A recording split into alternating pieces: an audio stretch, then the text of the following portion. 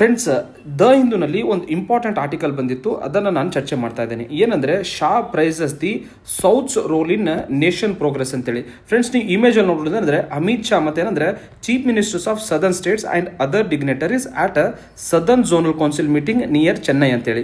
So ಮೂಲತವಾಗಿ ಏನಾಗಿದೆ friends ಅಂದರೆ 31ನೆಯ ದಕ್ಷಿಣ ವಲಯ ಮಂಡಳಿಯ ಏನಂದ್ರೆ ಒಂದು ಮೀಟಿಂಗ್ ಆಗುತ್ತೆ. ಎಲ್ಲಿ ಏನಂದ್ರೆ ಮಾಮಲ್ಲಪುರಂ, ತಮಿಳುನಾಡಿನ ಮಹಾಮಲ್ಲಪುರಂ ಚೆನ್ನೈನಲ್ಲಿ ನಡೆಯುತ್ತೆ.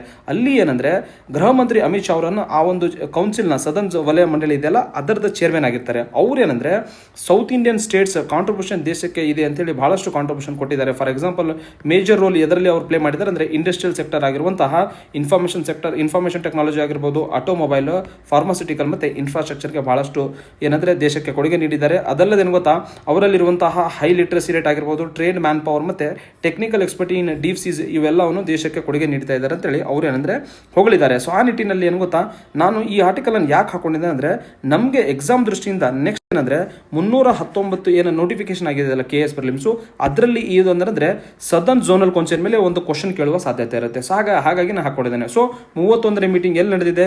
ತಮಿಳುನಾಡಿನ ಅಂದ್ರೆ ಮಹಾಬಲಿಪುರಂ, ಇದು ಹಿಸ್ಟಾರಿಕಲ್ ಪ್ಲೇಸ್ ಆಗಿರುವಂತಹ ಮಹಾಬಲಿಪುರಂ ಅಲ್ಲಿ ನಡೆದಿದೆ ಅಂತೇಳಿ ನಿಮಗೆ ಗೊತ್ತಿರಬೇಕು. ಅದಲ್ಲದೆ ಏನು ಗೊತ್ತಾ, ಇನ್ನು ಇಂಪಾರ್ಟೆಂಟ್ ಆಗಿರಂದ್ರೆ ಯೂನಿಯನ್ ಮಿನಿಸ್ಟರ್ ಅಮಿತ್ ಶಾ ಮತ್ತೆ ಏನಂದ್ರೆ ಅವರು ಏನಂದ್ರೆ ಇದರ ಒಂದು ಅಧ್ಯಕ್ಷತೆ ಚೇರ್ಮನ್ ಆಗಿರ್ತಾರೆ 31st ಮೀಟಿಂಗ್. ಓಕೆನಾ?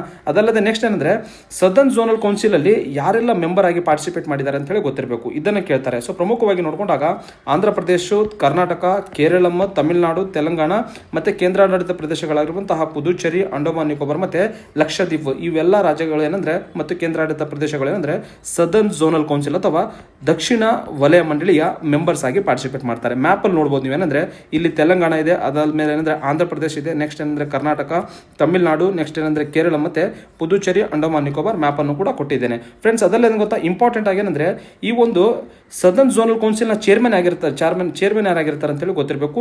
ಎಲ್ಲ ಭಾರತದಲ್ಲಿ 5 ಏನಂದ್ರೆ ವಲಯ ಮಂಡಳಿಗಳು ಅದಾವ.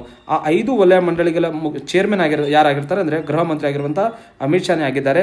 ಅದಲ್ಲದೆ ಗೊತ್ತಾ, ಯಾವ ರಾಜ್ಯ ಆ ಒಂದು ಮೀಟಿಂಗ್ ಅನ್ನು ಏನಂದ್ರೆ ಹೋಸ್ಟ್ ಮಾಡುತ್ತಲ್ಲ, ಆ ಯಾವ ರಾಜ್ಯ ನೇತೃತ್ವ ವಹಿಸ್ಕೊಂಡಿರುತ್ತಲ್ಲ ಅವ್ರು ಏನಂದ್ರೆ ಇದರ ಅಂದ್ರೆ ವೈಸ್ ಚೇರ್ಮನ್ ಆಗಿ ಆಯ್ಕೆ ಆಗ್ತಾರೆ. ಸೊ ಹಾಗಾಗಿ ತಮಿಳುನಾಡಿನ ಮುಖ್ಯಮಂತ್ರಿ ಆಗಿರುವಂತಹ ಸಿ ಜೋಸೆಫ್ ವಿಜಯ್ ಅವರು ಇದರ ಏನಂದ್ರೆ ವೈಸ್ ಚೇರ್ಮನ್ ಆಗಿ ಅವ್ರು ಏನಂದ್ರೆ ಪಾರ್ಟಿಸಿಪೇಟ್ ಮಾಡಿದ್ದಾರೆ. ಆಮೇಲೆ ಅಂದ್ರೆ 31ನೇ ಮೀಟಿಂಗ್ ಇದೆಯಲ್ಲ, ಇದನ್ನು ಯಾರು ಆರ್ಗನೈಸ್ ಮಾಡ್ತಾರಂತ ನಿಮಗೆ ಕ್ವಶನ್ ಫೇಮ್ ಮಾಡಬಹುದು. ಸೊ ಪ್ರಮುಖವಾಗಿ ಫ್ರೆಂಡ್ಸ್ ಏನಂದ್ರೆ ಇಂಟರ್ ಸ್ಟೇಟ್ ಕೌನ್ಸಿಲ್ ಸೆಕ್ರೆಟರಿಯೇಟ್ ಅಂತೇಳಿ ಇರುತ್ತೆ.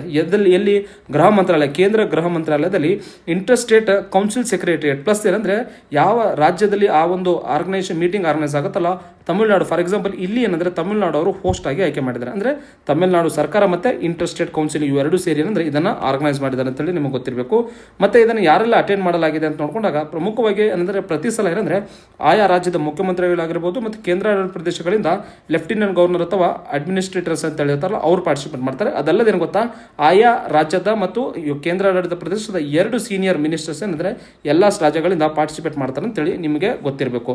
ಸೊ ಫ್ರೆಂಡ್ಸ್, ಅದಲ್ಲೇನು ಗೊತ್ತಾ, ನಮಗೆ ನೆಕ್ಸ್ಟ್ ಹಿಸ್ಟಾರಿಕಲ್ ಬ್ಯಾಕ್ಗ್ರೌಂಡ್ ಇಂದ ನೋಡಿದಾಗ ಈ ಸದರ್ನ್ ಝೋನಲ್ ಕೌನ್ಸಿಲ್ ಬಗ್ಗೆ ನೀಟಾಗಿ ಅಂದ್ರೆ ಝೋನಲ್ ಕೌನ್ಸಿಲ್ ಯಾವಾಗ ಜಾರಿಗೆ ಬಂತು, ಯಾವ ಕಾಯ್ದೆಯಲ್ಲಿ ಇದನ್ನು ಜಾರಿಗೆಗೊಳ್ಳಲಾಗಿದೆ ಅಥವಾ ಇದನ್ನ ಸಂವಿಧಾನಿಕ ಸ್ಥಾನಮಾನ ಏನಾದರೂ ಇದೆಯಾ ಅಂತ ಹೇಳಿ ನಮಗೆ ಗೊತ್ತಾಗಬೇಕು. ಸೊ ಆ ಕ್ಲಾರಿಟಿ ನಾನು ಈಗ ಕೊಡ್ತೇನೆ ನಿಮಗೆ. ಝೋನಲ್ ಕೌನ್ಸಿಲ್ ಬಗ್ಗೆ ನೋಡ್ಕೊಂಡಾಗ ಈ ಐಡಿಯಾ ಸದರ್ನ್ ಝೋನಲ್ ಕೌನ್ಸಿಲ್ ಅಥವಾ ಎಲ್ಲಾ ಝೋನಲ್ ಕೌನ್ಸಿಲ್ಗಳ ಬಗ್ಗೆ ಐಡಿಯಾ ಕೊಟ್ಟವರು ಯಾರಂದ್ರೆ ಭಾರತದ ಮೊದಲ ಪ್ರಧಾನಮಂತ್ರಿ ಆಗಿರುವಂತಹ ಜವಾಹರ್ಲಾಲ್ ನೆಹರು ಅವರು 1956 ಅಲ್ಲಿ ಇದರ ಒಂದು ಐಡಿಯಾನ ಕೊಡ್ತಾರೆ.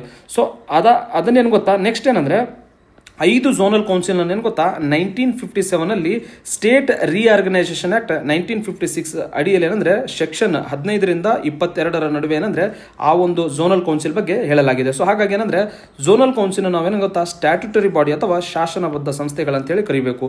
ಏನಂದ್ರೆ ಬಹಳಷ್ಟು ಸಲ UPSC ಪ್ರಿಲಿಮ್ಸ್ ಅಲ್ಲಿ ಕ್ವಶನ್ಸ್ ಕೇಳಿದ್ದಾರೆ, ಮತ್ತೆ ಬೇರೆ ಸ್ಟೇಟ್ ಪಬ್ಲಿಕ್ ಸರ್ವಿಸ್ ಕಮಿಷನ್ ಅಲ್ಲಿ ಆಲ್ರೆಡಿ ಝೋನಲ್ ಕೌನ್ಸಿಲ್ ಮೇಲೆ ಕ್ವಶನ್ಸ್ ಬಂದಿದ್ದಾವೆ. ಸೊ ಏನಂದ್ರೆ ಎಕ್ಸಾಮ್ ಹಾಲ್ ಅಲ್ಲಿ ನಿಮಗೆ ಕನ್ಫ್ಯೂಸ್ ಆಗುವ ಸಾಧ್ಯತೆ ಇರುತ್ತೆ. ಕನ್ಫ್ಯೂಸ್ ಆಗಬೇಡಿ, ಇವೇನಂದ್ರೆ ಶಾಸನಬದ್ಧ ಸಂಸ್ಥೆ, ಅದನ್ನ ಸ್ಟೇಟ್ ರಿಆರ್ಗನೈಸೇಷನ್ ಆಕ್ಟ್ 1956 ಸೆಕ್ಷನ್ 15ರಿಂದ 22ರ ಒಳಗೆ ಏನಂದ್ರೆ ಇದರ ಬಗ್ಗೆ ಕೊಡಲಾಗಿದೆ ಅಂತ ಹೇಳಿ ಗೊತ್ತಿರಬೇಕು. ಅದಲ್ಲದೆ ಇಂಪಾರ್ಟೆಂಟ್ ಆಗಿ ಇದರ ಉದ್ದೇಶ ನೋಡ್ಕೊಂಡಾಗ ಏನಂದ್ರೆ provides the common meeting ground to the states and duties in each zone for resolution of inter state and regional issues ಅಂತ ಹೇಳಿ. ಫ್ರೆಂಡ್ಸ್, ಏನಂದ್ರೆ ಇದು ಕಾಮನ್ ಮೀಟಿಂಗ್ ಗ್ರೌಂಡ್ ಪ್ರೊವೈಡ್ ಮಾಡುತ್ತೆ. ಫಾರ್ ಎಕ್ಸಾಂಪಲ್ ತಮಿಳುನಾಡಿನ ಮುಖ್ಯಮಂತ್ರಿ ಏನಂದ್ರೆ ತಮಿಳುನಾಡಿನ ಸಿ ಜೋಸೆಫ್ ಅವರು ಏನ್ ಮಾಡಿದ್ದಾರೆ ಅಂದ್ರೆ ಏನಂದ್ರೆ ಫೆಡರಲ್ ಸಿಸ್ಟಮ್ ಮೇಲೆ ಏನು ಗೊತ್ತಾ ಇಕ್ವಿಟಿ ಇರ್ಬೇಕಂತ ಹೇಳಿದ್ದಾರೆ. ಆಮೇಲೆ ಅದೇ ರೀತಿ ಏನಂದ್ರೆ ಏನಂದ್ರೆ ಕೇರಳದ ಮುಖ್ಯಮಂತ್ರಿ ಏನು ಹೇಳಿದಾರೆ ಅಂದ್ರೆ ತಮಿಳುನಾಡಿಗೆ ಏನಂದ್ರೆ ನಾವೇನಂದ್ರೆ ಇಡುಕ್ಕಿ ಡಿಸ್ಟಿಕ್ ಅಲ್ಲಿ ಡ್ಯಾಮ್ ಕಟ್ಟೋದ್ರ ಮೂಲಕ ಅವರಿಗೆ ವಾಟರ್ ಸಪ್ಲೈ ಕೊಡ್ತೀವಿ ಅಂತ ಹೇಳಿದ್ದಾರೆ. ಆಮೇಲೆ ಏನಂದ್ರೆ ಎಲ್ಲಾ ರಾಜ್ಯಗಳು ತಮ್ಮೆಲ್ಲ ಏನಂದ್ರೆ ಎಲ್ಲಾ ರಾಜ್ಯಗಳು ಏನು ಇಂಟರ್ಸ್ಟೇಟ್ ಪ್ರಾಬ್ಲಮ್ಸ್ ಅದಾವಲ್ಲ ಅವುಗಳನ್ನ ಇಲ್ಲಿ ಎಕ್ಸ್ಪ್ರೆಸ್ ಮಾಡ್ತಾರೆ. ಆಮೇಲೆ ಇದರ ಜೊತೆಗೆ ಏನಂದ್ರೆ to foster the balanced socio economic regional development, ಅಂದ್ರೆ ಸೋಷಿಯಲ್ ಮತ್ತೆ ಎಕನಾಮಿಕಲ್ ಡೆವಲಪ್ಮೆಂಟ್ ಬ್ಯಾಲೆನ್ಸ್ಡ್ ಆಗಬೇಕು. ಯಾಕಂದ್ರೆ ಒಂದು ರೀಜನ್ ಏನ್ ಗೊತ್ತಾ, ಏನಂದ್ರೆ ಡೆವಲಪ್ಮೆಂಟ್ ಜಾಸ್ತಿ ಆಗಿ ಇನ್ನೊಂದಲ್ಲಿ ಹಿಂದುಳಿದ ಪ್ರದೇಶ ಆಯ್ತು ಅಂದ್ರೆ ಓವರ್ ಆಲ್ ಏನಂದ್ರೆ ಡೆವಲಪ್ಮೆಂಟ್ಗೆ ಹಿನ್ನಡೆ ಆಗುತ್ತೆ. ಸೊ ಹಾಗಾಗಿ ಅದನ್ನು ಕೂಡ ಇವರು ಅಡ್ರೆಸ್ ಮಾಡ್ತಾರೆ.